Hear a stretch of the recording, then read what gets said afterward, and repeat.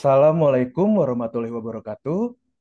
Kami dari kelompok 7, ada saya Tribagus Aji Pamungkas, ada Muhammad Taufik, ada Nur Aziz, dan Faris Hafizan akan mempresentasikan tentang pengaruh indeks harga saham gabungan atau IHSG dengan LQ45 terhadap Jakarta Islamic Index atau JII. Kami dari kelompok 7 guna untuk memenuhi salah satu tugas ujian akhir semester mata kuliah Manajemen Investasi Syariah. Eh, Berikut kami mulai. Definisi indeks saham. Indeks saham adalah ukuran statistik yang mencerminkan keseluruhan pergerakan harga atas sekumpulan saham yang dipilih berdasarkan kriteria dan metodologi tertentu saat dievaluasi secara berkala.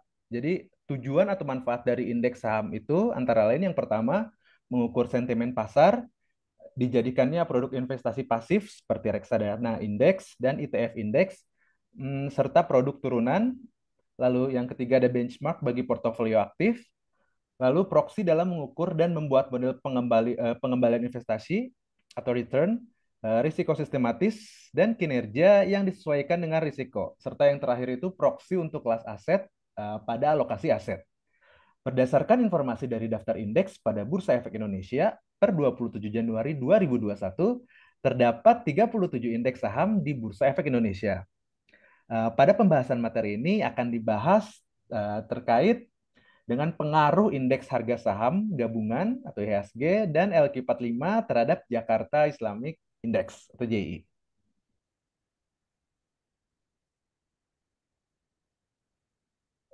Ya, baik. Saya akan melanjutkan presentasi dari Mas Haji. Jadi sekarang itu ada profil indeks harga saham gabungan atau IHSG ya, X1. Profilnya itu IHSG Bursa Efek Indonesia atau JXX CSPI merupakan IHSG yang dikeluarkan oleh Bursa Efek Indonesia. Jadi IHSG ini mengambil hari dasar pada tanggal 10 Agustus 1982 dan mengikut sertakan semua saham yang tercatat di Bursa Efek Indonesia. IHSG BEI itu diperkenalkan pertama kali pada tanggal 1 April 1983 yang digunakan sebagai indikator untuk memantau pergerakan dari saham. Indeks ini juga mencakup semua saham preferen di Bursa Efek Indonesia. Kemudian itu ada indeks IHSG ini adalah indeks pasar yang menghitung rata-rata tertimbang harga saham yang terdaftar di Bursa Efek Indonesia.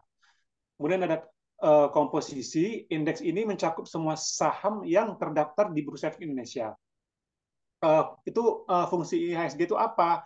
Sebagai indikator pasar, sebagai evaluasi kinerja ekonomi, dan juga sebagai benchmark. Oke, next.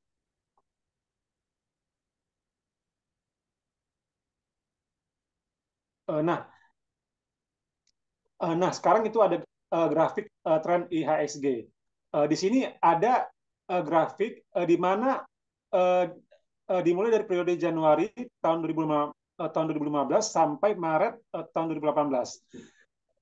Dilihat ini ada fluktuatif ya, mengalami kenaikan seperti itu.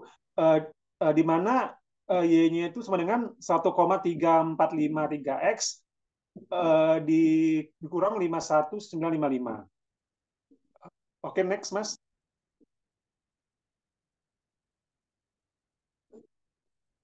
Nah, kemudian ini ada profil dari indeks saham LQ45 atau X2. Profil indeks saham LQ45 itu merupakan salah satu indeks saham yang dimiliki oleh Bursa Efek Indonesia yang didirikan pada tanggal 1 Februari 1997. Emiten LQ45 dipilih berdasarkan likuiditas tertinggi, kapitalisasi pasar yang bebas, yang besar, dan didukung oleh fundamental perusahaan yang baik. 45 saham dengan kriteria tersebut yang dipilih untuk terdaftar pada indeks saham LQ45.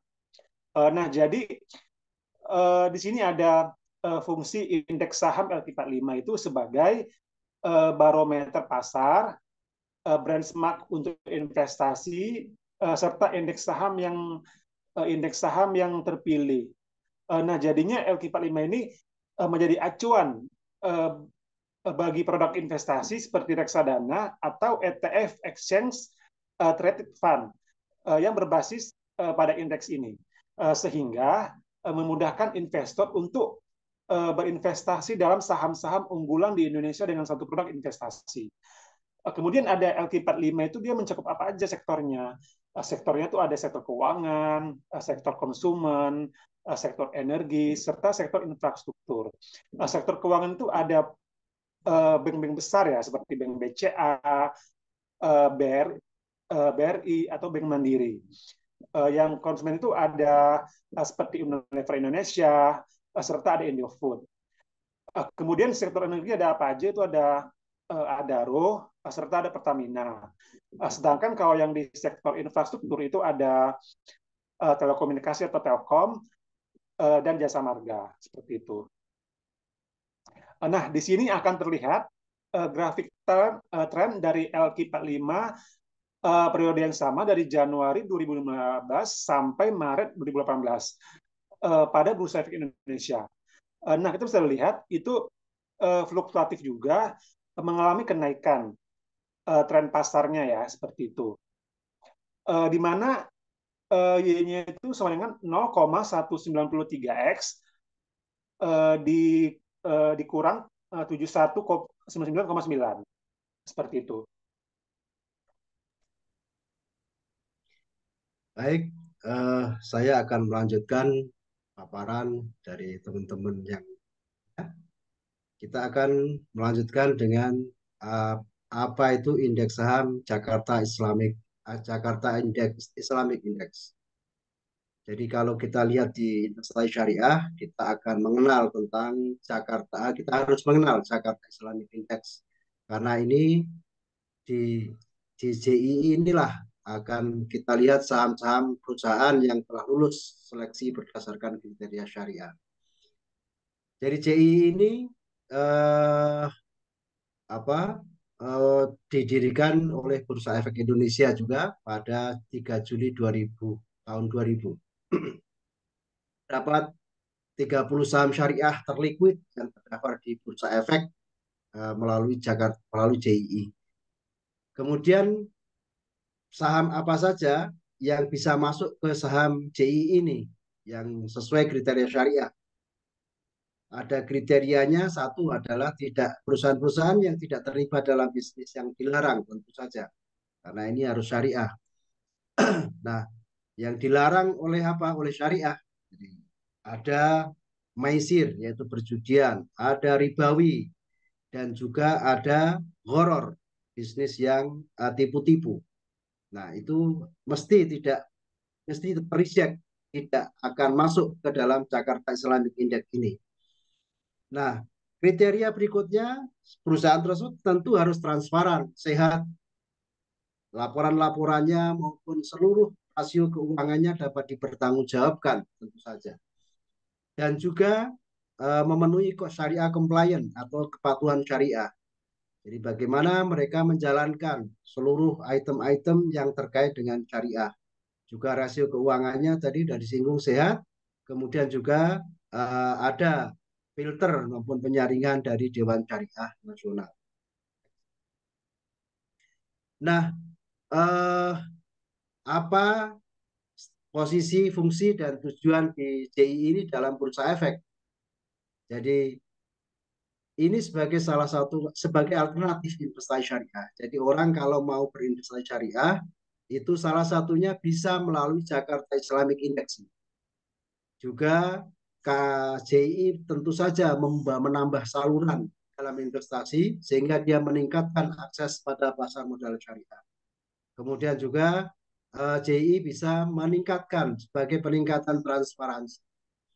Nah, terdapat banyak saham yang sudah masuk listing di dalam JI ini, mulai dari sektor keuangan seperti Bank Syariah Indonesia, ada juga sektor konsumen seperti Indofood Sukses Makmur, maupun Unilever Indonesia, juga ada energi dan infrastruktur, di sana juga ada Adaro Energi, dan juga ada sektor telekomunikasi seperti Telkom dan beberapa perusahaan telekomunikasi lain.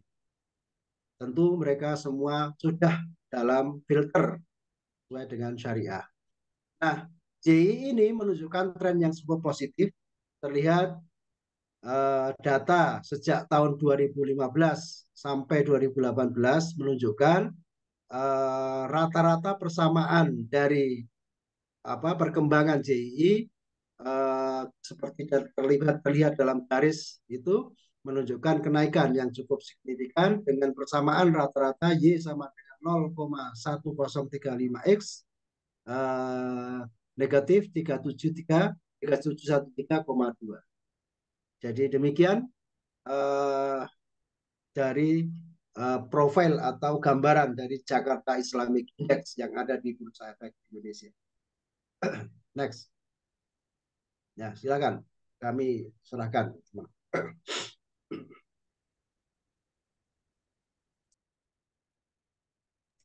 Baik, saya akan melanjutkan presentasi terkait dengan pengaruh indeks harga saham gabungan dan LQ45, di mana ini akan menjadi variabel bebas terhadap Jakarta Islamic Index yang sebagai variabel terikat, di mana populasi yang kami ambil ini dari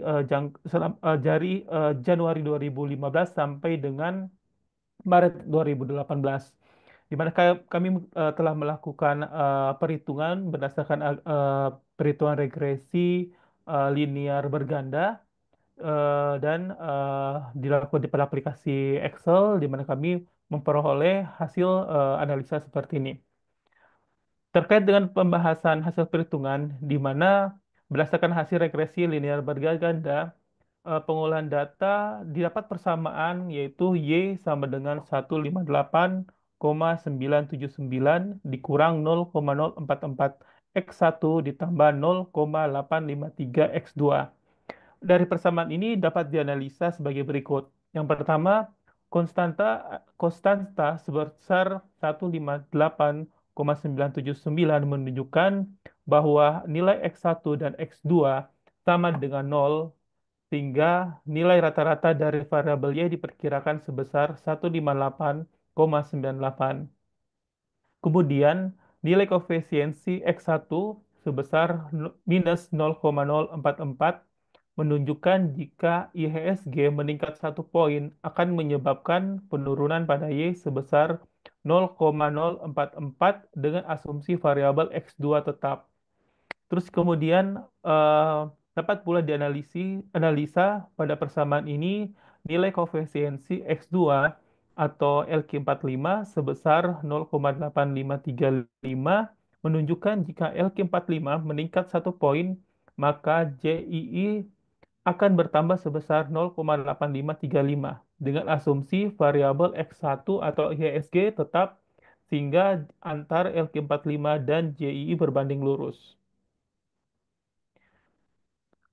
Terkait dengan koefisiensi korelasi dan koefisiensi determinasi, untuk pengaruh indeks harga saham gabungan IHSG dan LQ45 terhadap JII dari hasil perhitungan regresi linear berganda, di mana kami peroleh terkait dengan koefisiensi korelasi R sebesar 0,9262 atau 0,92.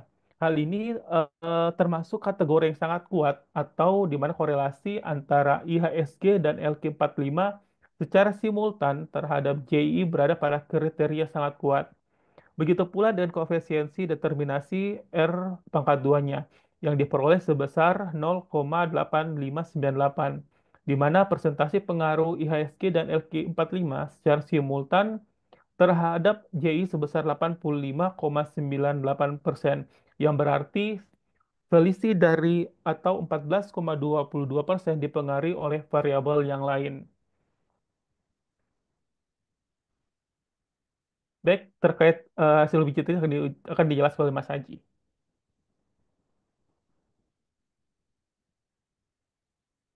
Masih unmute, Mas. Jadi bisa dilihat dari hasil pengujian hipotesisnya. Yang pertama berdasarkan uji T didapat T hitung itu T hitung satu itu di minus 1,1251 dan T table-nya di 2,0280. Yang berarti T hitung itu lebih besar dari T table, maka secara parsial IHSG itu jadi X1 itu berpengaruh signifikan negatif terhadap Y. Lalu yang kedua itu apa ya didapat T hitung 2 itu 3,3742 dan T table itu 2,0280. Jadi kesimpulannya maka H0-nya diterima. Dengan begitu T hitung 2-nya itu lebih besar dari T table. Maka secara parsial LQ45 jadi X2-nya itu berpengaruh positif signifikan terhadap JI. Yang eh, yang mana maka H0-nya ditolak yang berarti variabel X2 itu berpengaruh signifikan positif terhadap variabel Y pada tingkat 0,05. Lalu yang terakhir, berdasarkan uji F, didapat F hitung itu kurang 108,56015 dan F table 3,2594. Jadi F hitung itu lebih besar dari F table. Maka secara simultan IHSG dan LQ45 berpengaruh signifikan terhadap JI. Dengan demikian H1 dan H0 itu ditolak. Kesimpulannya, yang pertama variabel LQ45 ini, jadi X2 itu lebih kuat dan signifikannya itu mempengaruhi JI. Lalu JI dibandingkan IHSG. Lalu yang kedua, secara simultan UJF itu kedua variabel IHSG dan LQ45 atau variabel X1 dan X2-nya bersama-sama signifikan dalam menjelaskan perubahan JI. Lalu yang terakhir, model regresi ini cukup baik karena memiliki koefisien determinasi yaitu R2-nya itu 0,858 yang tinggi. Jadi artinya 85,8% variasi JI dapat dijelaskan oleh IHSG dan LQ45. Sekian dari presentasi kelompok kami, kelompok 7. Wassalamualaikum warahmatullahi wabarakatuh. Waalaikumsalam warahmatullahi wabarakatuh.